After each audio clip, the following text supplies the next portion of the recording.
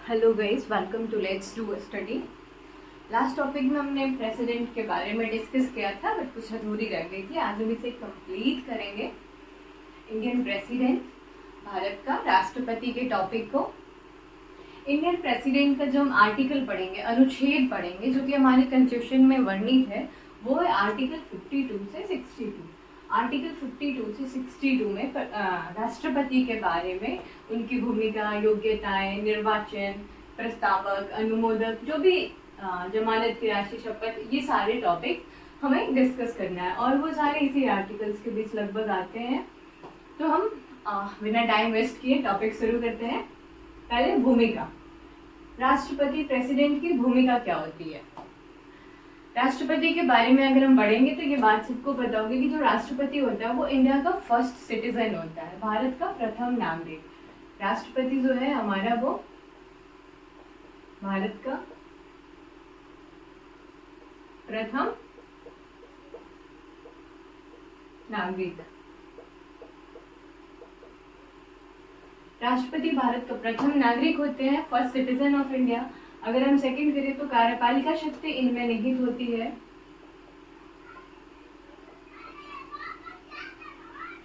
कार्यपालिका शक्ति, कोई भी विधेयक प्रेसिडेंट के साइन के बिना वो पारित नहीं होगा। कार्यपालिका शक्ति इसमें निहित होती है। अगर थर्ड हम बात करें तो हमारे जो कमांडर्स हैं, थल सेना, जो हमारी सेना है, थल सेना, जल सेना, वायु सेना, इसके ये कमांडर्स होते हैं। प्रेसिडेंट, तीनों विंग जो है उनके कमांडर्स होते हैं। अगर हम फोर्थ टॉपिक डिस्कस करें इनके बारे में, तो ये हमारे संसद के भी पार्ट होते हैं। आगे हम इसको संसद वाले टॉपिक में पढ़ेंगे कि राष्ट्रपति जो संसद का पार्ट होता है। तो इस तरह से प्रेसिडेंट का जो भूमिका होता है, पहला तो ये है कि वो भारत का प्रथम नागरिक होता है, first citizen of India. India का फर्स्ट सिटीजन होते हैं। ये सारी इनकी भूमिका है। देन हम योग्यता में आते हैं। प्रेसिडेंट का योग्यता क्या क्या होता है? प्रेसिडेंट अगर कोई भी व्यक्ति बनना चाह रहा है तो उसके लिए उसका क्या क्या योग्यता होना चाहिए। योग्यता में हम यहाँ देखेंगे कि हमारे यहाँ एजुकेशन का बहुत ज़्यादा नहीं इम्पोर्टेंस दिया गया, फिर कहीं भी वर्णित नहीं है कि कितना पढ़ा लिखा होना चाहिए या मतलब कितनी उसकी शैक्षणिक योग्यता होनी चाहिए। लेकिन हम यहाँ डिस्कस करेंगे योग्यता के बारे में। तो फर्स्ट जो योग्यता है कि वो भारत का नागरिक होना चाहिए। जो भी व्यक्ति प्रेसिडेंट का चुनाव लड़ेगा वह भारत का नागरिक होना चाहिए। इसके बाद दूसरा है कि वो 35 साल का आयु पूरा कर चुका है। उसकी आयु जो है वो 35 साल हो चुकी है। 35 वर्ष का आयु पूरा कर चुका है।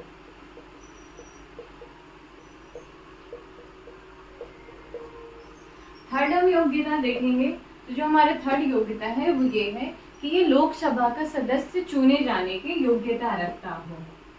लोकसभा का सदस्य का जो भी योग्यता है वो योग्यता इनके पास होना चाहिए अगर हम प्रेसिडेंट का इलेक्शन लड़ रहे हैं तो। लोकसभा का सदस्य चुने जाने का योग्यता रखता हो।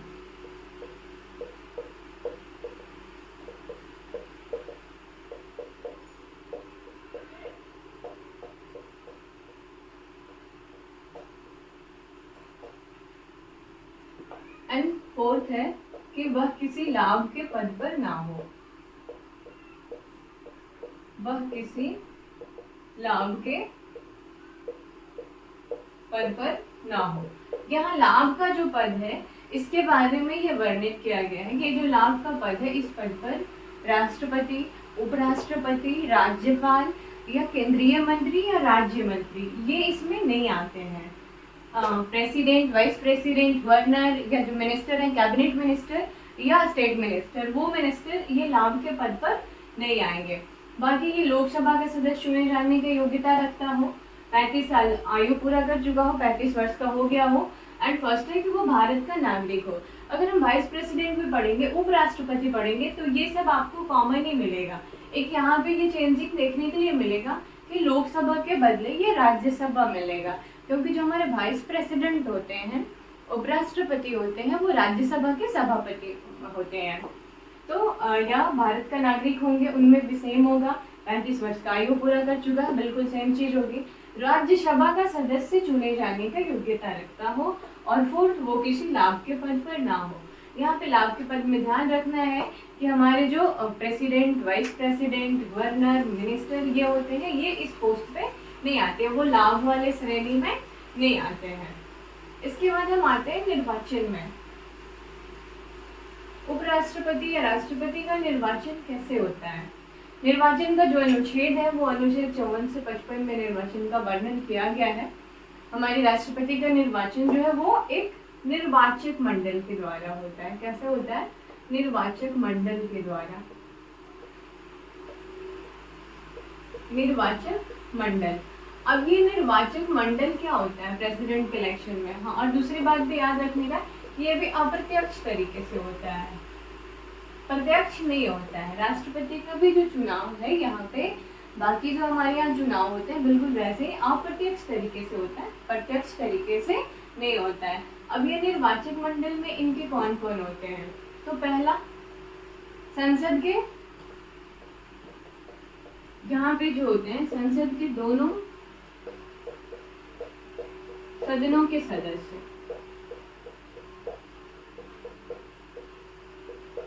अब दोनों सदनों के सदस्य में आपको समझ आ रहा होगा कि एक होता है लोकसभा और दूसरा है राज्यसभा। यहाँ पे निर्वाचक मंडल में जो होते हैं वो संसद के दोनों सदस्य को लिया जाता है, और दोनों संसद के दोनों सदनों के निर्वाचित सदस्य। निर्वाचित सदस्य। यहाँ ध्यान रखने वाली बात ये है कि यहाँ निर्वाचित सदस्य लिखा होगा, निर्वाचित सदस्य, क्योंकि यहाँ पे जो संसद में मनोनीत सदस्य भी होते हैं और निर्वाचित सदस्य भी होते हैं। लोकसभा में ये प्रावधान पहले था, 1/4 अमेंडमेंट के द्वारा इसको हटा दिया गया कि लोकसभा में 2 एंग्लो इंडियन का चुनाव होता था जो कि बिल्कुल मनोनीत होते हैं, वो निर्वाचित नहीं होते थे। पर अब ऐसा नहीं है, अब ये हटा दिया गया है कॉन्स्टिट्यूशन अमेंडमेंट के द्वारा। लेकिन राज्यसभा में अभी भी 12 मेंबर को, 12 सदस्य को प्रेसिडेंट के द्वारा मनोनीत किया जाता है। तो ये मनोनीत सदस्य भाग नहीं लेंगे। ये जो 12 मनोनीत सदस्य हैं इनको किस आधार पे चुना जाता है? तो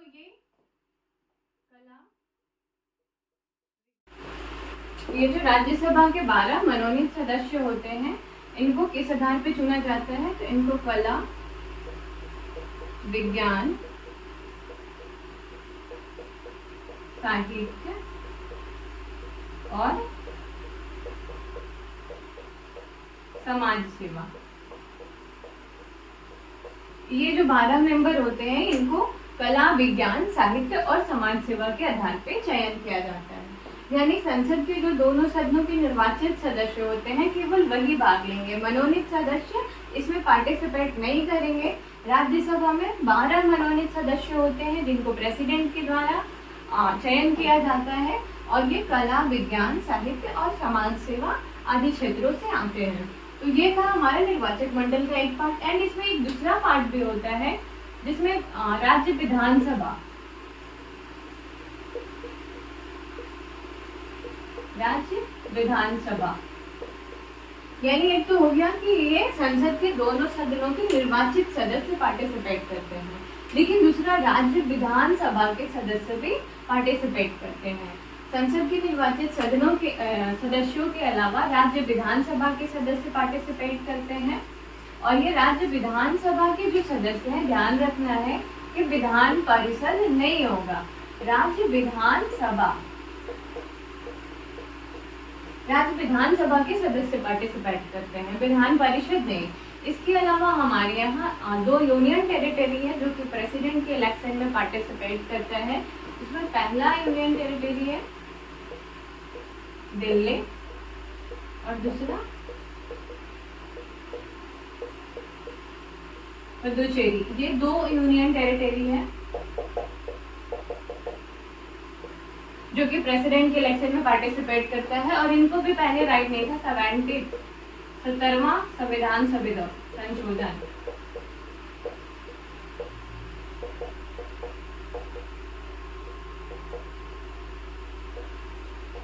17वें संविधान संशोधन के द्वारा इन्हें अधिकार दिया गया दिल्ली और पुडुचेरी के दिल्ली पुडुचेरी के विधानसभा को कि ये प्रेसिडेंट के इलेक्शन में पार्टिसिपेट करेंगे। आई थिंक यहाँ तक आपका क्लियर हो गया होगा। आगे है प्रस्तावक या अनुमोदक। प्रस्तावक या अनुमोदक, जो हमारे यहाँ प्रेसिडेंट का इलेक्शन होता है, प्रेसिडेंट के इलेक्शन में हमें 50 प्रस्तावक और 50 अनुमोदक की जरूरत होती है। ये याद रखने वाला पॉइंट है कि 50 प्रस्तावक और 50 अनुमोदक। प्रेसिडेंट के लिए हमें 50 प्रस्तावक और 50 अनुमोदक की जरूरत होती है। नेक्स्ट है जमानत की राशि। अगर हम जमानत की राशि की बात करें तो जमानत की राशि से प्रेसिडेंट के इलेक्शन ही नहीं बल्कि आपको सारे इलेक्शन में पढ़ने के लिए मिलेगा। जब किसी भी आप चुनाव के बारे में पढ़ेंगे तो जितने भी हमारे कैंडिडेट होते हैं नॉमिनेशन कराने से पहले उन्हें एक राशि देना होता है जो कि जमानत की राशि होती है। और वो जमानत की राशि कभी कभी किसी का आपने सुना होगा कि जब्त हो गया। जमानत की राशि जब्त होना क्या होता है, तो ये यहाँ पे पढ़ते हैं कि प्रेसिडेंट में जो जमानत की राशि होती है, जमानत की राशि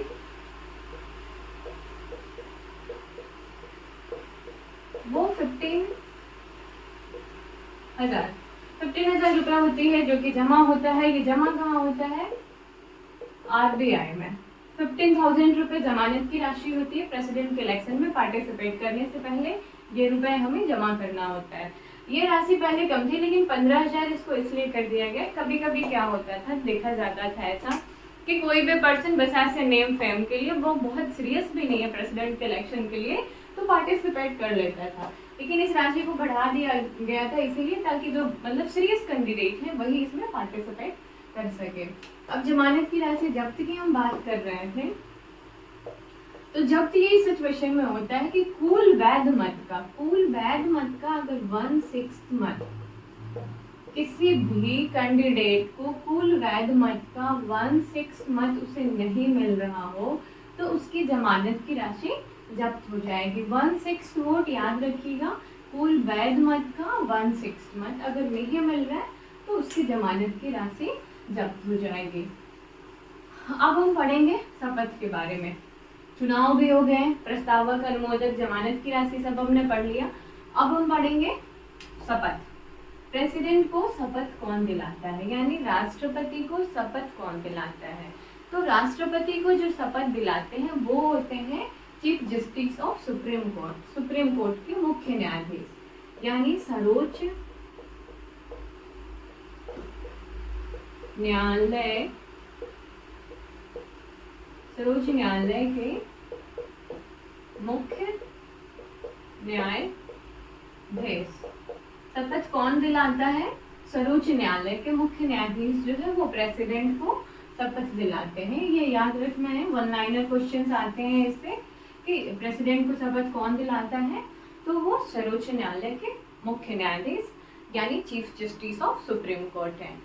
नेक्स्ट हमारा टॉपिक है वेतन एवं भत्ता। ऐसे शपथ के बारे में एक और चीज मैं बता दूं कि ये 3री अनुसूची में है, यानी जितने भी तरह की शपथ हैं, चाहे वो किसी का भी शपथ हो, president, vice president, prime minister, बाकी मिनिस्टर, वो सारे शपथ जो है वो हमें 3rd शेड्यूल्स में पढ़ना है, 3rd अनुसूची में पढ़ना है। अब हम पढ़ेंगे वेतन एवं भत्ता के बारे में। वेतन और भत्ता के बारे में भी हम पढ़े तो ये हमारा 2nd अनुसूची है जिसमें हमें वेतन और भत्ता के बारे में पढ़ना है। पढ़ रहे थे 2री अनुसूची, वेतन और भत्ता के बारे में हमें 2nd अनुसूची और शपथ में 3rd। 3री अनुसूची में हमें शपथ के बारे में और 2री अनुसूची में हमें वेतन और भत्ता के बारे में पढ़ना है, ये ध्यान रखिएगा। ऐसे धीरे धीरे अनुसूची भी साथ में कंप्लीट होता जाएगा, शेड्यूल्स भी। वेतन भत्ता में हम देखेंगे जो राष्ट्रपति का वर्तमान में वेतन है वो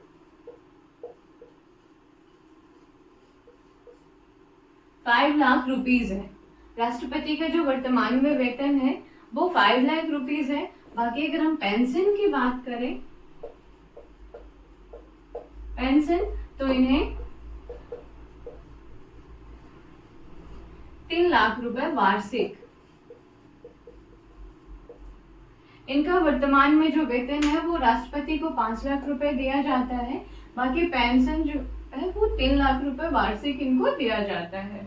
यानी राष्ट्रपति का वेतन है वो 5 लाख रुपए मंथली है एंड पेंशन 3 लाख रुपए वार्षिक। यानी इनको जो भी वेतन या पेंशन मिलता है 5 लाख रुपए इन्हें मंथली वेतन दिया जाता है और इनका जो पेंशन है वो 3 लाख रुपए वार्षिक होता है। इसके अलावा भी इन्हें कई सारे अलाउंसेस मिलता है, घर, गाड़ी, बंगला, जो भी चीजें हैं ये सब दिया जाता है। वेतन और भत्ता के बारे में अगर हम बात करें तो ये हमारा सेकेंड शेड्यूल दूसरी अनुसूची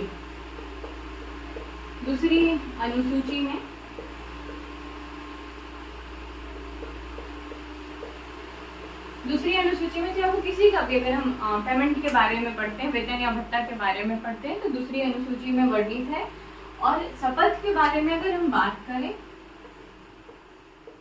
शपथ तीसरी अनुसूची, शपथ जो है वो तीसरी अनुसूची में है और वेतन और भत्ता के बारे में हमें दूसरी अनुसूची में पढ़ना है। तो इसके साथ साथ आप अनुसूची का भी ध्यान रखें, क्योंकि किसी का भी वेतन हो, चाहे वो प्रेसिडेंट हो, वाइस प्रेसिडेंट हो, राज्यपाल हो, प्रधानमंत्री हो, कैबिनेट मंत्री हो, स्टेट मिनिस्टर हो, जो भी है वो सबका वेतन और भत्ते के बारे में आप दूसरी अनुसूची में ही पढ़ेंगे एंड शपथ के बारे में तीसरी अनुसूची में। तो यहाँ तक क्लियर हो गया। अब हम पद मुक्ति के बारे में पढ़ लेते हैं। प्रेसिडेंट का जो है, इससे पहले कार्यकाल देख लेते हैं। प्रेसिडेंट का कार्यकाल जो हमारे यहाँ है वो कितना होता है, 5 ईयर का होता है। कार्यकाल 5 वर्ष का होता है।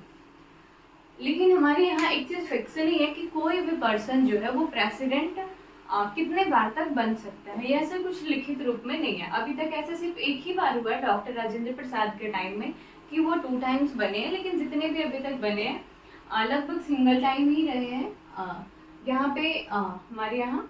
बाकी अगर हम अमेरिकी के प्रेसिडेंट से इसका कंपेयर करें तो वहाँ पे क्या है कि एक व्यक्ति जो है वो ज़्यादा से ज़्यादा मैक्सिमम 2 टाइम, ज़्यादा से ज़्यादा 2 बार ही प्रेसिडेंट बन सकता है। बाकी हम पद मुक्ति के बारे में पढ़ रहे थे, तो पद मुक्ति यहाँ पे पहला तो है कि अगर वो स्वेच्छा से अपना त्याग पत्र दे देते हैं। 5 साल के बाद तो खाली होगा ही, 5 साल तक वो अपना कार्यकाल के दौरान रहेंगे, फिर चुनाव होगा तो खाली होगा पोस्ट। लेकिन इसके अलावा जो है ये है पहला पद मुक्ति में कि अगर वो स्वेच्छा से त्याग पत्र दे देते हैं, अगर प्रेसिडेंट अपना त्याग पत्र दे देते हैं तब खाली होगा। एंड दूसरा है कि उनकी मृत्यु हो जाती है। मृत्यु, अभी तक हमारे यहाँ 2 प्रेसिडेंट हैं जिनके कार्यकाल के दौरान ये मृत्यु हो गई है। पहला है जाकिर हुसैन और दूसरा फखरुद्दीन अली अहमद। ये तो ऐसे प्रेसिडेंट हैं जिनके कार्यकाल के दौरान ही मृत्यु हो गई है।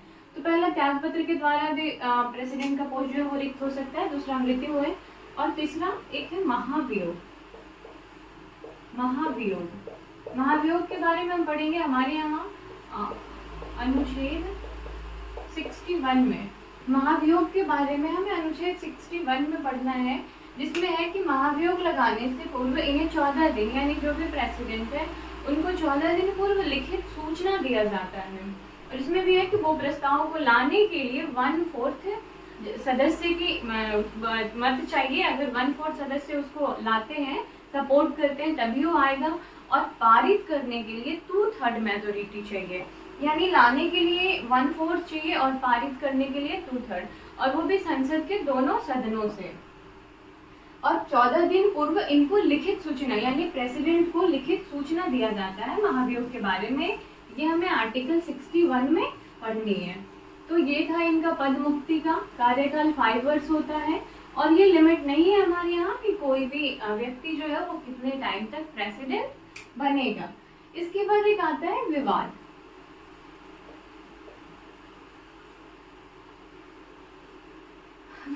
प्रेसिडेंट से संबंधित विवाद, यानी राष्ट्रपति से संबंधित कोई भी विवाद होता है तो उसका निवारण जो है वो कौन करता है, सर्वोच्च न्यायालय करता है। ये हमें आर्टिकल 71 में मिलता है कि प्रेसिडेंट संबंधी कोई भी विवाद का निवारण जो है वो कहाँ होगा, सर्वोच्च न्यायालय में। प्रेसिडेंट संबंधी किसी भी विवाद का निवारण अनुच्छेद 71 के अनुसार सर्वोच्च न्यायालय में होगा, चाहे वो किसी भी तरह का विवाद हो।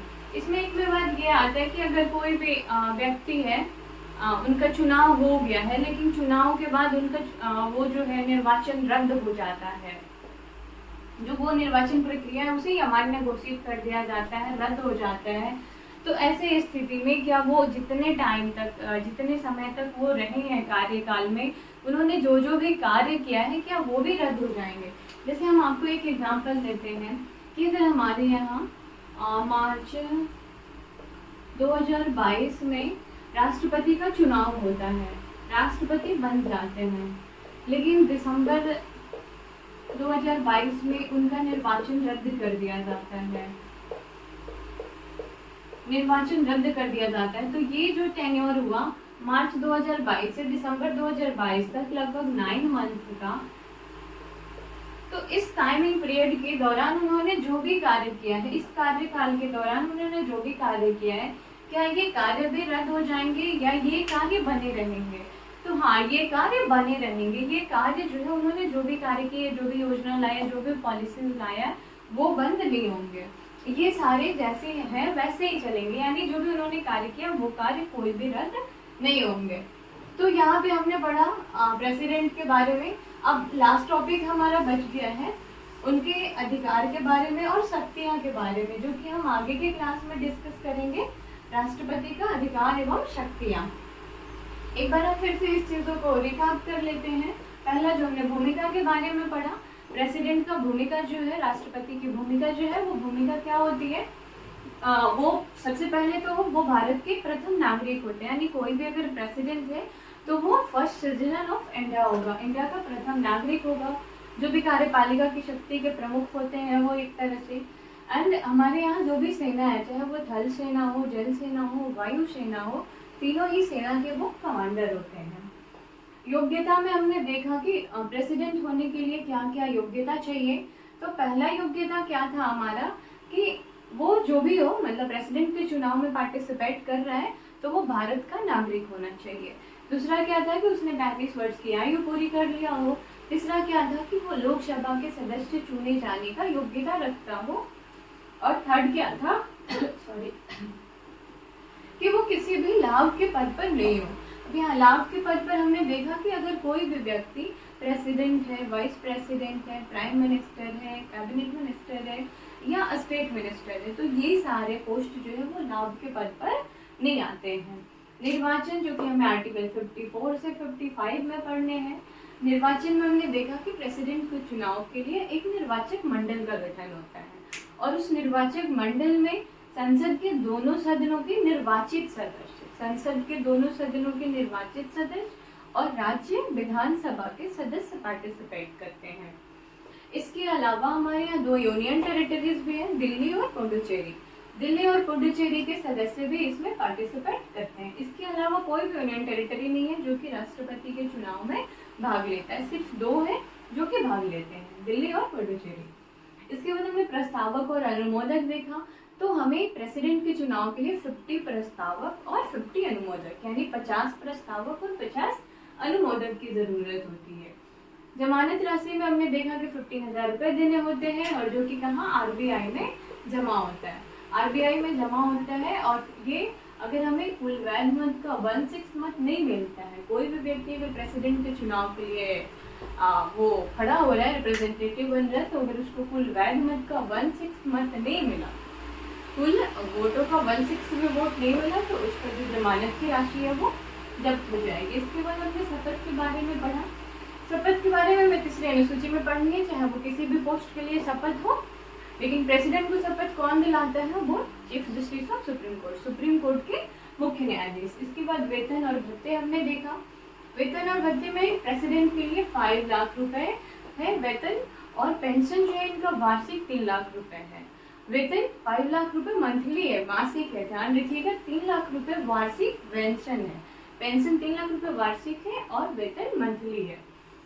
वेतन भत्ता में एक और है कि ये किसी भी प्रेसिडेंट का कार्यकाल के दौरान वेतन या भत्ते जो भी उनको मिलता है, किसी भी तरह के अलाउंस से सुविधाएं देती है, उसमें वृद्धि या कमी नहीं किया जा सकता उनके कार्यकाल के दौरान। और इनके जो भी वेतन में आता है वो संचित निधि पे वारित होता है, संचित निधि से इन्हें दिया जाता है। इसके बाद पद मुक्ति में हमने देखा कि पहला तो एक है कि अगर उनकी कार्यकाल टेन्योर पूरा हो जाता है तो पद खाली हो जाएगा। इसके अलावा भी कुछ 2-3 क्राइटेरिया है जिसके हिसाब से पद रिक्त होता है, जिसमें पहला तो है कि अगर वो अपनी स्वेच्छा से त्याग पत्र देते हैं। दूसरा है अगर उनका मृत्यु हो जाती है उनका। इसमें हमने देखा कि 2 प्रेसिडेंट है जिनकी मृत्यु हो गई है कार्यकाल के दौरान, पहला फखरुद्दीन अली अहमद और दूसरा जाकिर हुसैन। ये 2 प्रेसिडेंट हैं जिनके कार्यकाल के दौरान मृत्यु हो गई है। इसके बाद विवाद हमने देखा जो कि आर्टिकल 71 में वर्णित है। किसी भी तरह का विवाद अगर है प्रेसिडेंट के चुनाव से संबंधित तो वो सर्वोच्च न्यायालय के द्वारा किया जाएगा, उसका निपटारा। इसके बाद एक इम्पोर्टेंट या फिर नोट में लिख लीजिएगा, एक नीलम संजीवा रेड्डी। नीलम संजीवा रेड्डी जो कि निर्विरोध चुने गए थे, निर्विरोध प्रेसिडेंट चुने गए थे। और निर्विरोध ही नहीं, ये सबसे कम आयु के भी थे।